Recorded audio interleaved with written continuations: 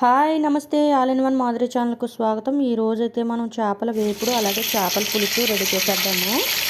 ముందుగా అయితే మనం చేప ముక్కల్ని ఒక ప్లేట్లోకి అయితే తీసేసుకుని మనం వేపుడికైతే పల్చని ముక్కలు పక్క తీసేసుకోవాలి. ఇప్పుడైతే మనం శుభ్రంగా చేపల పైన ఉన్న పులుసు అయితే శుభ్రం చేసేసుకుని చక్కగా నీట్గా అయితే కడిగేసుకోవాలి, ఏ విధమైన పులుసు లేకుండా. బాండీలో ఆయిల్ పోసేసుకుని ముందుగా అయితే పచ్చిమిరకాయ ముక్కలు అయితే వేసేసుకుందాము. తర్వాత మనం అల్లం వెల్లుల్లి పేస్ట్ ఉల్లిపాయ ముద్ద కూడా వేసేసుకుని బాగా రోస్ట్గా వేసేసుకుందాము. ఈసారి చేప ముక్కలు వేసేద్దాము. రుచికి సరిపడినంత ఉప్పు, అలాగే కారం, కొద్దిగా గరం మసాలా, తగినంత వాటర్ కూడా పోసేసుకుందాము. చేపల పులుసులోకి బెండకాయ ముక్కలు వేసుకుంటే చాలా బాగుంటుంది. మీకు ఈ కాంబినేషన్ ఇష్టమేనా? మరి ఇష్టమైతే నాకైతే కామెంట్ చేసేయండి.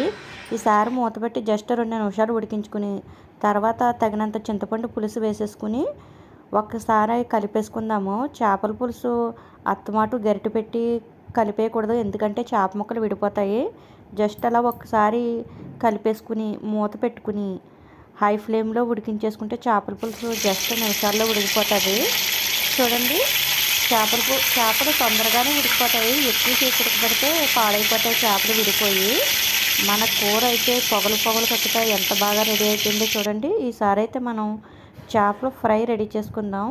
ముందుగా శుభ్రం చేసి పెట్టుకున్న చేప ముక్కల్లో ఉప్పు, కారం, సాల్ట్, గరం మసాలా, అలాగే అల్లం వెల్లుల్లి పేస్టు, 2 స్పూన్లు పెరుగు, 1 గరిటె కార్న్ఫ్లోర్ వేసుకుని వీటిని అన్నీ బాగా కలిసేలాగా బాగా మిక్స్ చేసేసుకోవాలి. ఒక 5 నిమిషాలైనా మిక్స్ చేయాలి, చేపలకు బాగా పట్టేలాగా. ఈసారి అయితే ఒక ఫోర్క్ తీసుకుని చేప ముక్కల్ని బాగా ప్రెస్ చేయాలి, ఎందుకంటే మనం పట్టిన మసాలా బాగా చేప ముక్కలకు పడుతుంది. ఈసారి అయితే బాండీలో నూనె వేడెక్కాక పచ్చిమిర్చి, కరివేపాకు బాగా రోస్ట్ చేసుకుందాము. ఇది కరకరలాడేలాగా మనకి చేప ముక్కల మీద గార్నిష్ చేసుకోవడానికి వేసుకుందాము. బౌల్లోకి అయితే తీసి పక్కన పెట్టేసుకుందాము. ఈసారి అయితే అదే బాండీలో మనం చేప ముక్కలను అయితే ఫ్రై చేసుకుందాము. 2 వైపులా గోల్డెన్ కలర్ వచ్చేదాకా వేసుకొని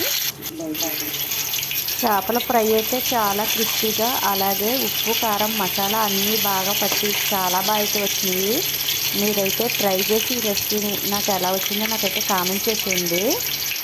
మరి ఇంకెందుకు ఆలస్యం, సర్వింగ్ ప్లేట్లో తీసేసుకుని మనం ముందుగా వేపి పెట్టుకున్న కరివేపాకు అలాగే పచ్చిమిర్చి గార్నిష్ చేసేసుకుంటే మనం ఇంకా లాగించేయడమే. చూడండి, చూడడానికి మన ఫ్రై ఎంత బాగుందో. ఈసారి అయితే మన చేపల పులుసు, చేపల ఫ్రై ఇంక భుజించేద్దాము. ఈ వీడియో కనుక నచ్చితే మీకు ఏం చేయాలో తెలుసు కదా. మరి బాయ్.